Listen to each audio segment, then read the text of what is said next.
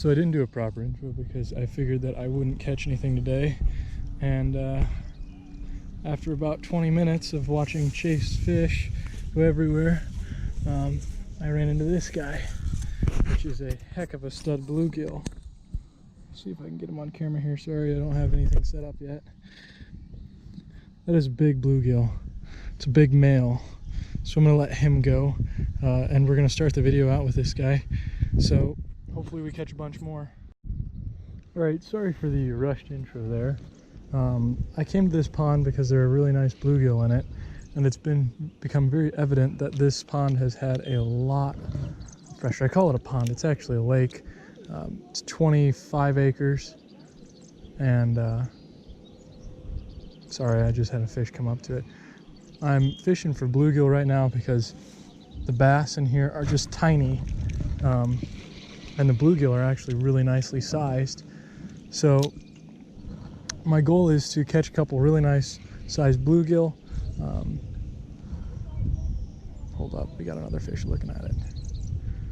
And my original plan was to just kind of jig them so that I could fish any depth. But it turns out these fish have seen all the jigs, so it seems like they want just something suspended. So the typical worm and bobber technique is being used right now. But there's some really close in here that I might go without the bobber and try and get.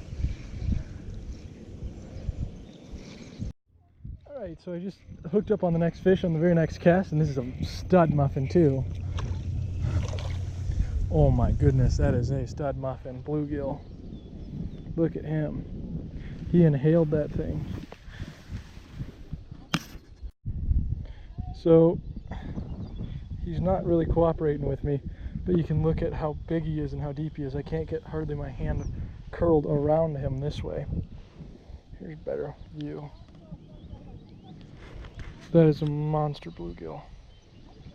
I'd call him about 9 inches long, maybe 9.5. But anyways, I think that one's going in the pot because I hit his lung, so it's unfortunate, but he won't survive. I got him. This is another nice one. Look at that one. That one's a heck of a stud too. Right in the mouth. Beautiful, nice deep gill. So I know you guys can't quite see this, but there's 3 or 4 of them right on the other side of these weeds. We're gonna go and try for them. That was a short cast. We'll see how aggressive they are. So the first cast was short, and they are apparently not as aggressive. Also, a few other fish are coming back in now as well. So have lots of options as long as I move slow and make the right cast, which I've done none of the above with this pool. Also, the wind's helping me out a lot.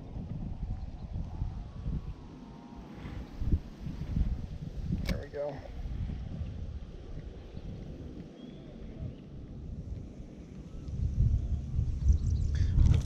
There we go. Just dropped it in on top of him. That's a nice bluegill. Look at that bluegill. That is a beauty. Alright, so that was just one of about 5 fish that I can see. So I go after another one.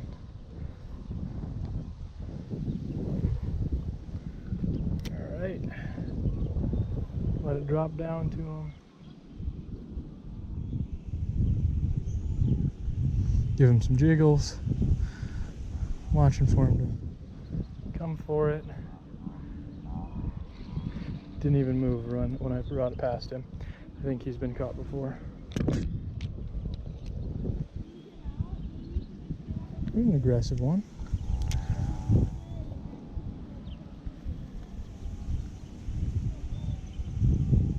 Oh, he's just running, never mind. I thought he was aggressive, but he's been caught before too.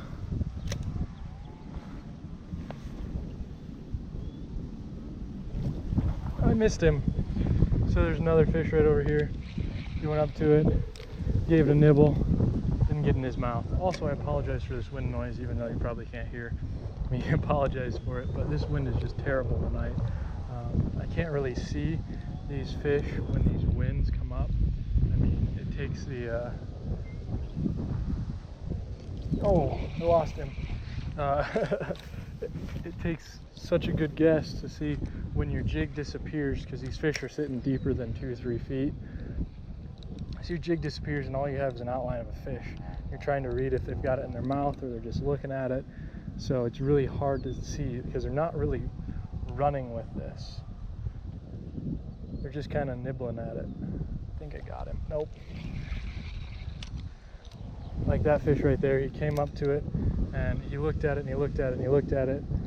And I lost my jig somewhere in there. So I thought he had it in his mouth. So I prematurely pulled it out. There, I got him. This is the wiener of the bunch so far, and it's still a nice gill. There he is. Oop. He's deciding he's going back. We'll get him back in the water properly. Maybe he flops out exactly when you get a hold of him. Wind, go away and stop messing with me today. Mess with me when I'm not filming, so I look better.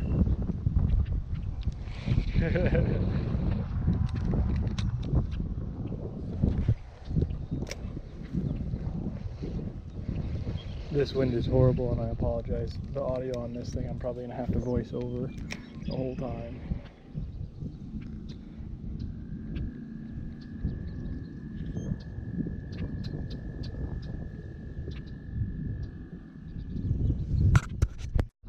Of course, typical, as soon as I turn off the camera, hit a nice one. That is a really nice bluegill too. This one I caught actually on the outer side. I wasn't sight fishing this one. Just casted her out and brought it in. So it's pretty cool.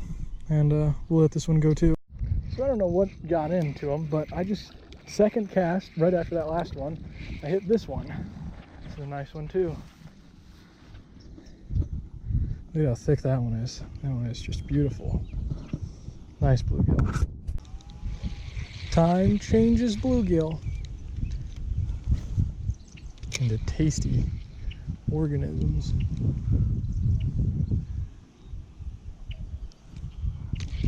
Well, didn't get it.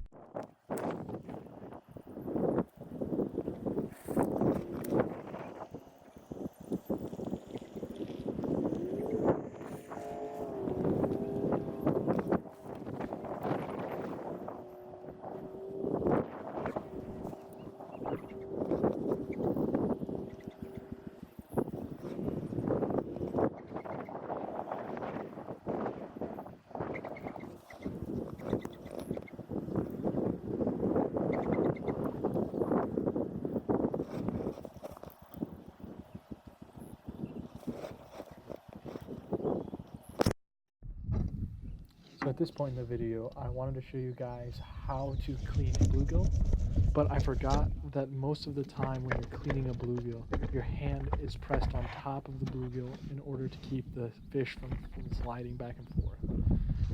And looking at this footage as well, I don't think that it's good enough to be comprehensive enough for a how-to as well.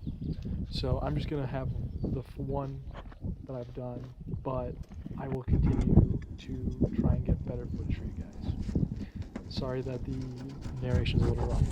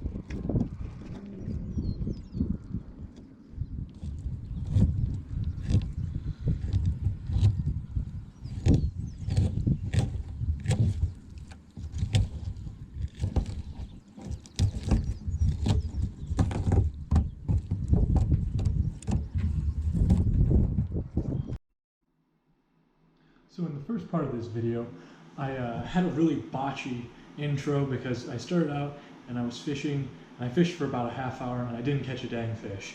So I figured, you know what, we're just gonna try with the camera off and see what happens.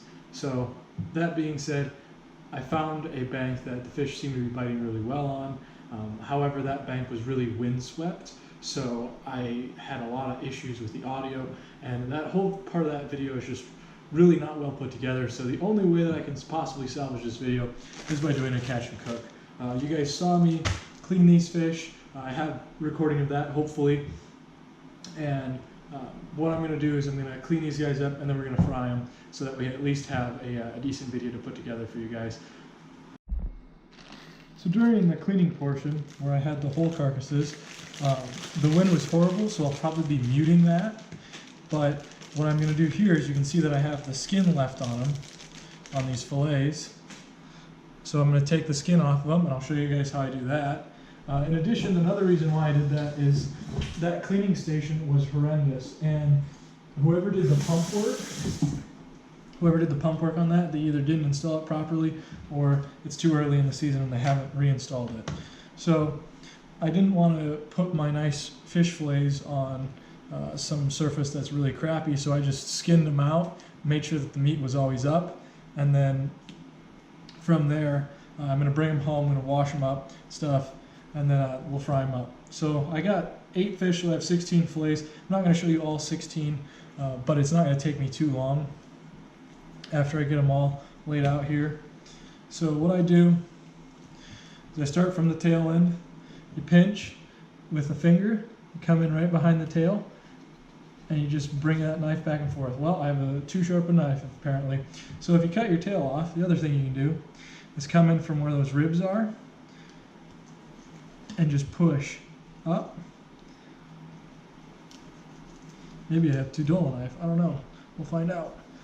It's not too bad. So there you can see now you have part of a fillet and you have a handle. So always try and make a handle wherever you got one. The tail is usually where I start, but I slice the tail off that one. So come from this side, push around,